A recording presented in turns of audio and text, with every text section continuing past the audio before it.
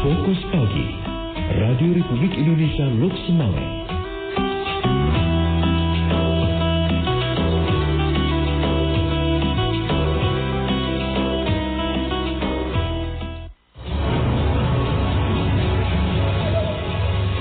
Pukul 6 waktu Indonesia Barat, Radio Republik Indonesia menyampaikan Fokus Pagi.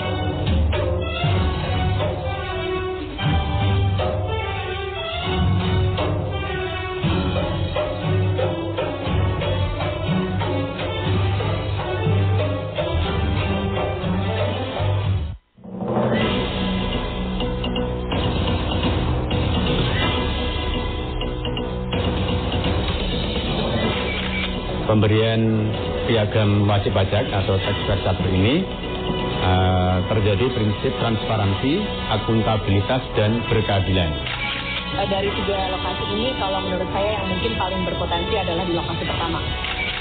Mau bersedekah atau memberi makan di hari apa? Jumat, silakan.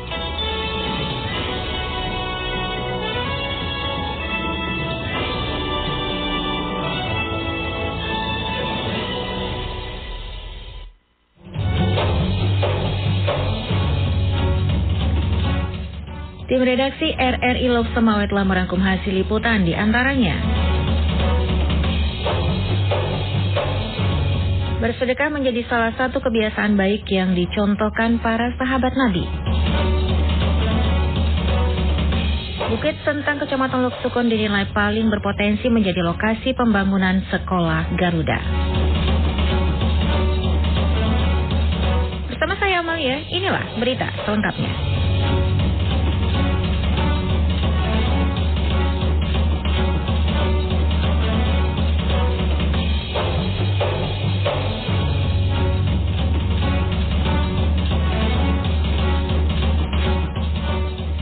Pendengar dan pemirsa, dengan niat untuk membantu makan siang, Stelling Sedekah Siapapun Boleh Mengambil, Siapapun Boleh Mengisi sudah berjalan hampir 5 tahun. Informasi selengkapnya dilaporkan Nasrullah.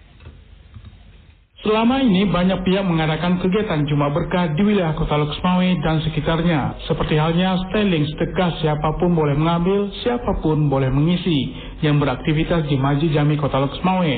Tanpa terasa kegiatan Jumat Berkah dengan niat membantu makan siang sudah berjalan hampir 5 tahun. Salah seorang pelaku Jumat Berkah, Stelling Sedekah Siapapun Boleh Mengambil, Siapapun Boleh Mengisi, Ruri Kindriani mengatakan, kegiatan Jumat Berkah yang dilakukan pihaknya tersebut diperuntukkan untuk semua kalangan. Semua masyarakat boleh mengambil dan makanan yang tersedia tersebut merupakan sumbangan dari masyarakat.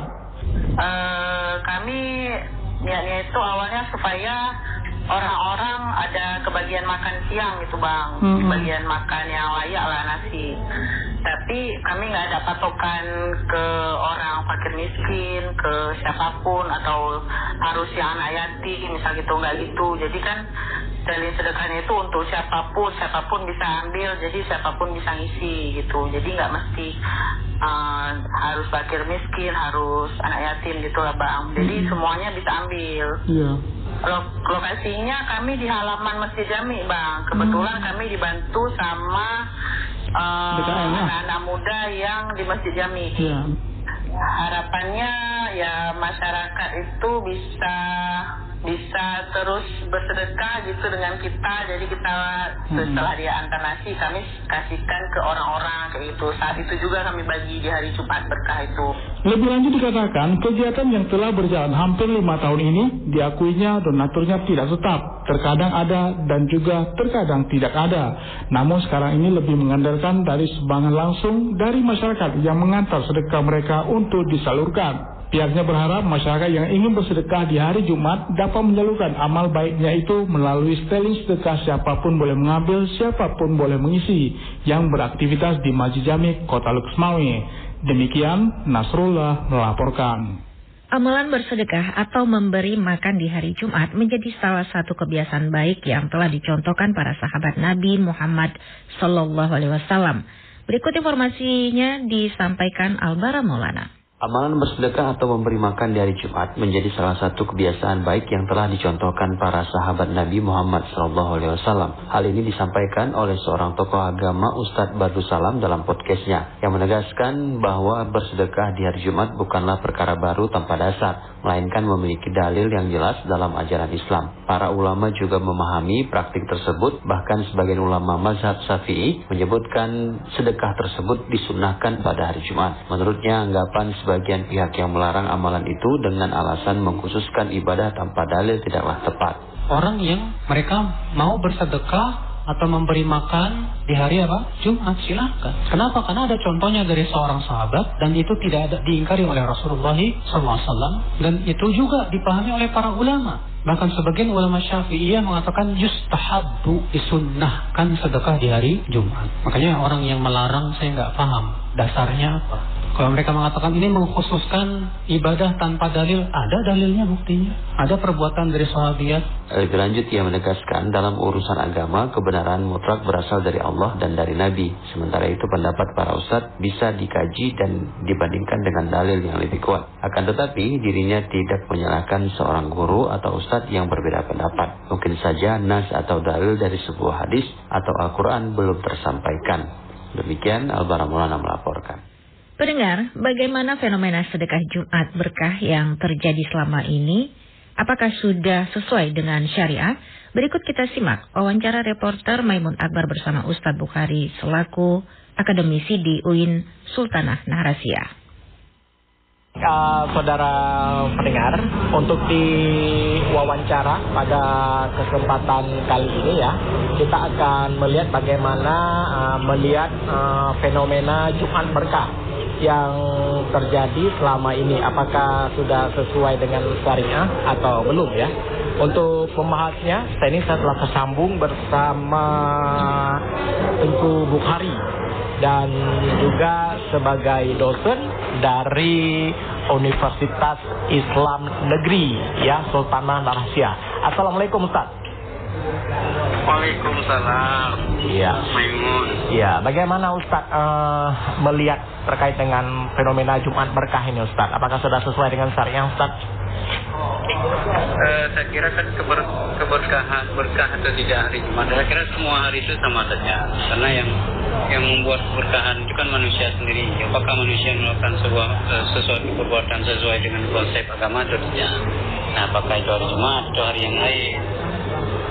Walaupun memang hari Jumat itu kan sebagai hari yang lebih spesial dari hari-hari yang lain. Ya. Berarti Ustadz, kalau kita mau bersedekah ya sebaiknya tidak memandang hari ya, mau hari biasa maupun hari Jumat, ini pahala yang sama ya Ustadz ya? Sama, karena orang yang membutuhkan, kadang orang masyarakat membutuhkan di hari Minggu. Apakah kita tidak bersedekah? Kan tidak boleh, karena yang dilihat kan tergantung yang pertama manusianya, keikhlasannya. Jadi yang dilihat itu kan tidak hari. Iya, baik. Nah Ustaz, selain itu Ustaz, misalkan kita sebagai umat muslim sesuai syariah, ini sebaiknya sedekah dalam bentuk apa nih Ustaz? Sedekah sesuai dengan kebutuhan masyarakat, sesuai dengan kebutuhan umat. Jadi tidak harus ditentukan dalam bentuk uang, tidak harus dalam bentuk barang. Semua saja boleh. Yang penting kan itu kebutuhan umat dan kemudian umat bisa memanfaatkan, masyarakat bisa memanfaatkannya. Iya. Nah, dan kalau Ustadz melihat ini bagaimana Ustadz masyarakat Kota Lok Sumawe dalam bersedekah selama ini menurut Ustadz lihatnya? Kalau dilihat secara umum, angka kemiskinan di Lok Sumawe kan masih tinggi. Iya. Sehingga kepedulian dari semua orang, baik jabat, kemudian yang ada kekuasaan, tidak ada kekuasaan, minimal orang-orang yang punya kelebihan. Nah, jadi hendaknya memang salah satu faktor yang bisa membuat kemiskinan itu bisa teratasi adalah kita saling berbagi. Dengan kita saling berbagi, kebutuhan masyarakat yang tidak terpenuhi kebutuhannya kemudian pasti akan terpenuhi. Jadi itu saya kira. Iya. Baik, Ustaz, ada yang jadi memberikan itu tidak hanya kepada pejabat saja, pejabat yang memberikan. Jadi dalam Islam itu kan semua orang yang punya kemampuan lebih wajib memberikan itu kepada orang-orang yang membutuhkan. Sekira demikian. dari kita bersedekah itu apa nih Ustaz? Yang pertama kan manfaat sosial tentunya di dunia kan secara sosial kita bisa memberikan bisa membantu sesama manusia. Kemudian dari perspektif akhirat, saya kira itu kan menjadi bagian dari amal jariah yang kembali nanti Allah akan mengembalikan pahalanya kepada kita di saat di hari kiamat, di hari penghitungan atau hari hisab. Baik, yang terakhir mungkin Ustaz ada yang ingin disampaikan Ustaz terkait dengan sedekah ini di hari Jumat ini Ustaz. Saya kira memang sebaiknya kita sebagai manusia, sebagai makhluk, sebagai hamba Allah, bagian dari kepatuhan kita adalah saling membantu, saling menolong. Kalau kita punya kelebihan maka bantulah orang-orang di sekitar kita. Kalau kita punya uang maka berikan, sedekahkan uang kita pada orang-orang yang memang membutuhkan, baik lembaga yang diakui oleh negara atau memang langsung kepada masyarakat yang langsung membutuhkan. Jadi bersedekah itu tidak harus mesti ke lembaga, tapi bisa juga kepada masyarakat di sekitar kita. Jadi kalau semua orang membantu di sekelilingnya, saya kira tidak ada lagi orang miskin, tidak ada lagi orang yang tidak makan, tidak punya kemampuan. Karena kita saling berbagi, saling menolong. Saya kira demikian. Iya. Baik, terima kasih Ustaz Bukhari atas waktunya bersama RRI. Assalamualaikum Ustaz. Assalamualaikum warahmatullahi wabarakatuh. Masih bersama kami, Fokus Pagi, Radio Republik Indonesia Loks Mawé.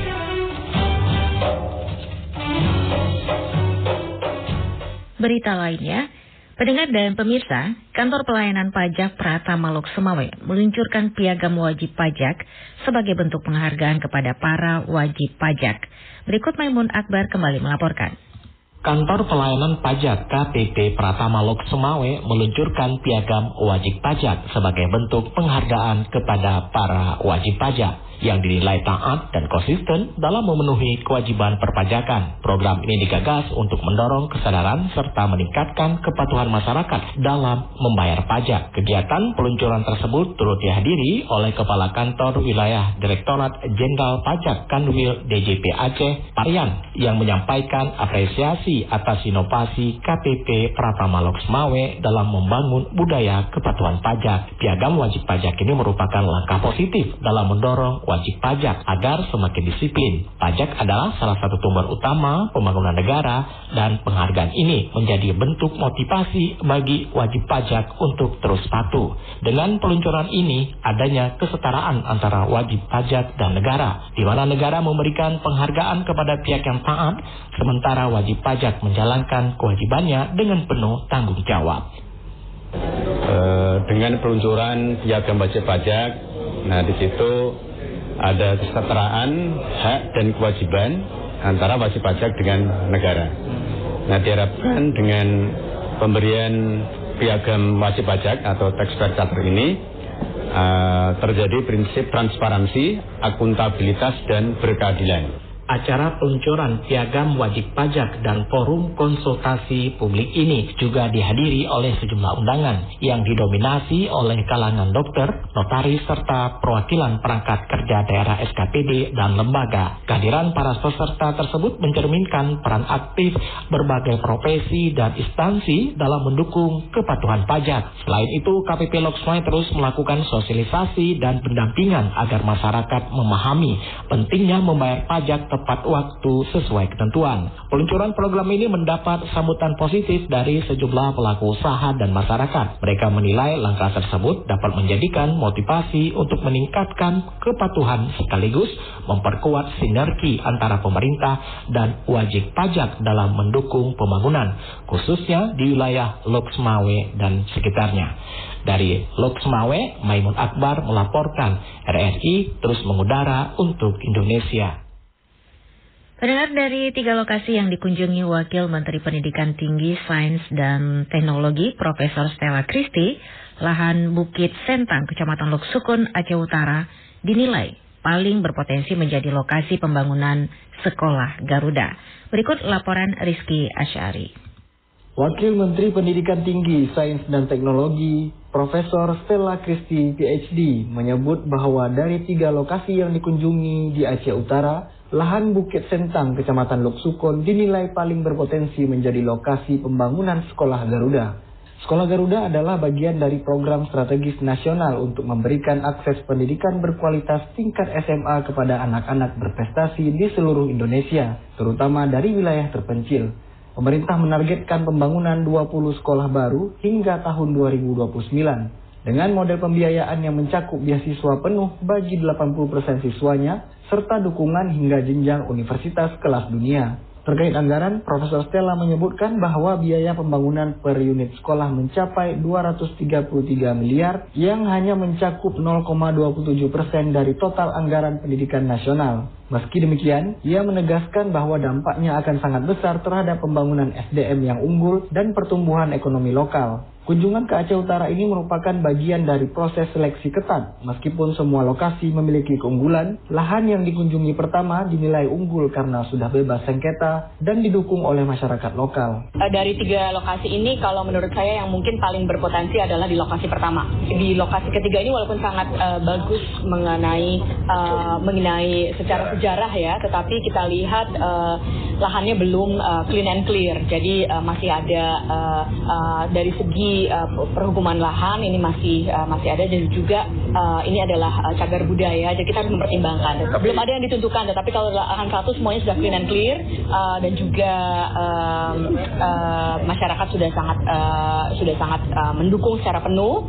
Jadi kalau kita lihat dari aspek kemudahan dan aspek dari pertanahan, mungkin lahan 1 yang mungkin lebih berpotensi. Sementara itu, Bupati Aceh Utara Ismail Ajalil menyatakan dirinya mendukung penuh untuk pendirian Sekolah Garuda di Aceh Utara. Lokasi pertama 21 hektar, kebutuhan 20 hektar. Intinya Aceh Utara semua siap.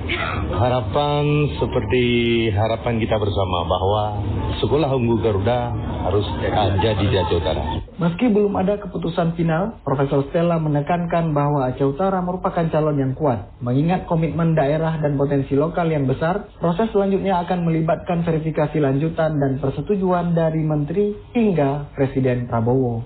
Dari Aceh Utara, Rizky Asyari, RRI terus mengudara untuk Indonesia. Wamen Pendidikan Tinggi Sains dan Teknologi Stella Christy meninjau 3 lokasi calon sekolah Garuda di Aceh Utara. Bupati Ismail Ajalil menegaskan kesiapan penuh daerahnya menyediakan lahan luas demi mendukung program strategis Presiden tersebut. Berikut dilaporkan oleh Teguh Modari. Wakil Menteri Pendidikan Tinggi, Sains dan Teknologi Stella Christy melakukan kunjungan ke Aceh Utara untuk meninjau 3 lokasi yang diusulkan sebagai calon pembangunan sekolah Garuda, yaitu di 2 lokasi di Kecamatan Lok Sukon dan 1 lokasi lagi berada di Cagar Budaya Monumen Samudra Pasai, Kecamatan Samudra, Kabupaten Aceh Utara. Program ini merupakan bagian dari visi Presiden untuk menghadirkan SMA unggulan bagi putra-putri berprestasi dari seluruh Indonesia. Dalam peninjauan tersebut, Stella menekankan pentingnya seleksi ketat terhadap lokasi pembangunan. Dari 3 titik yang dilihat, lahan pertama dinilai paling berpotensi karena status pertanahan sudah clean and clear serta adanya dukungan penuh dari masyarakat. Sekolah Garuda sendiri hanya akan dibangun sebanyak 20 unit di seluruh Indonesia dengan anggaran 233 miliar per sekolah. Hari ini saya mengunjungi 3 lokasi mungkin berpotensi untuk menjadikan Sekolah Garuda baru. Sekolah Garuda visi langsung dari Bapak Presiden untuk memberikan akses bagi putra-putri terbaik bangsa. Tujuan Bapak Presiden adalah untuk membangun sumber daya manusia yang sangat mumpuni di bidang sains dan teknologi, dan anak-anak yang paling berprestasi ini akan lain waktu SMA itu akan diberikan beasiswa penuh kepada 80% dari siswa-siswinya, dan juga jika mereka nanti mampu untuk menembus perguruan tinggi terbaik dunia, mereka juga akan diberikan beasiswa oleh pemerintah. Untuk anggaran per 1 unit Sekolah Garuda baru ini 233 miliar untuk per sekolah. Kalau kita lihat sebenarnya ini adalah sangat kecil anggarannya. Ini 2025 ya. Untuk ini bukan 2025. Jadi ini kita memilih lahan, tetapi akan selesai dibangun bukan untuk tahun 2026-2027, itu untuk tahun berikutnya. Tapi kita sudah mulai memilih lahan dari saat ini. Tapi agar diketahui bahwa anggaran Sekolah Garuda total, baik Sekolah Garuda baru maupun Sekolah Garuda transformasi, termasuk juga dana abadi kita memupuk dana abadi untuk menjamin keberlanjutan dari Sekolah Garuda ini hanya 0,27% dari anggaran pendidikan total. Di lain hal, Bupati Aceh Utara Ismail Ajalil menyatakan kesiapan penuh daerahnya dalam mendukung pembangunan sekolah unggulan ini. Ia menegaskan lahan yang tersedia tidak hanya mencukupi, bahkan lebih dari kebutuhan. Teguh Mundari melaporkan. Pendengar dan pemirsa, untuk mewujudkan tata kelola dana desa yang akuntabel, transparan, dan efektif demi pembangunan masyarakat desa yang lebih baik, Dinas Pemberdayaan Masyarakat dan Gampung Kota Lok Semawe membuat penandatanganan perjanjian kerjasama antara Kajari. Anita Diana melaporkan. Untuk mewujudkan tata kelola dana desa yang akuntabel, transparan, dan efektif demi pembangunan masyarakat desa yang lebih baik, Pemberdayaan Masyarakat dan Gampung Kota Lok Semawe membuat penandatanganan perjanjian kerjasama antara Kajari. Penandatanganan perjanjian kerjasama antara Kejaksaan Negeri Lok Semawe dengan 10 kampung di lingkungan pemerintah Kota Lok Semawe tersebut kemarin berjalan lancar di Aula Wali Kota Lok Semawe. Kejaksaan Negeri Kajari Lok Semawe menandatangani perjanjian kerjasama dengan 10 gecik gampung di lingkungan pemerintah yang tersebar di 4 kecamatan Kota Lok Semawe terkait pendampingan hukum dalam pengelolaan dana desa. Kepala Kejari Lok Semawe Ferry Mupahir SHMH menjelaskan bahwa pendampingan yang dilakukan bidang perdata dan tata usaha negara Datun ini bertujuan menata penggunaan dana desa agar lebih tertib dan dapat dipertanggungjawabkan. Menurutnya dana desa harus dikelola sebaik mungkin sehingga manfaatnya benar-benar dirasakan masyarakat. Jadi maksud dan tujuan adanya acara hari ini pendampingan oleh Kejari Lok Semawe khususnya bidang perdata dan tata usaha negara terhadap 10 kampung yang ada di Kota Lok Semawe ini, yaitu penatausahaan terhadap penggunaan dana desa. Jadi dana desa ini kami mengharapkan lebih tertib administrasi, bisa diminta pertanggungjawabannya untuk lebih baik lagi pengelolaannya ke depannya, khususnya untuk kepentingan masyarakat desanya. Betul-betul penandatanganan MOU ini, bidang Datun dalam hal ini mendampingi kecil-kecil ini, 10 kecil percontohan ini untuk pelaksanaan pengelolaan dana desa ini agar lebih tertib lagi, baik dari aturan hukumnya, pertanggungjawabannya maupun kemanfaatan bagi masyarakat di kampung tersebut. Melalui kerjasama ini, 10 gecik ditunjuk sebagai percontohan dalam pengelolaan dana desa sesuai aturan hukum, pertanggungjawaban, dan kemanfaatannya. Dari tahap awal tersebut diharapkan dapat teridentifikasi berbagai persoalan yang muncul sehingga dapat disusun standar operasional prosedur SOP yang menjadi pedoman bersama dalam tata kelola dana desa. Kegiatan tersebut didukung juga oleh pemerintah Kota Lok Semawe.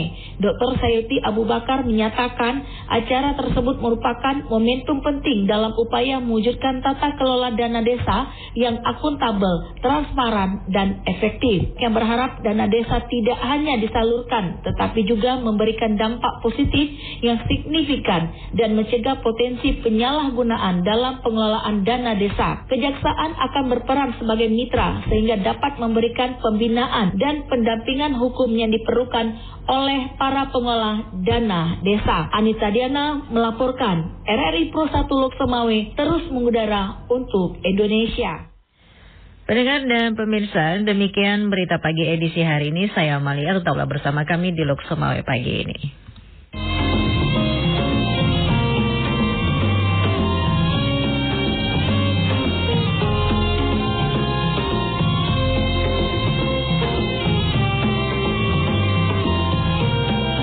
Demikian Fokus Pagi Radio Republik Indonesia Lok Semawe.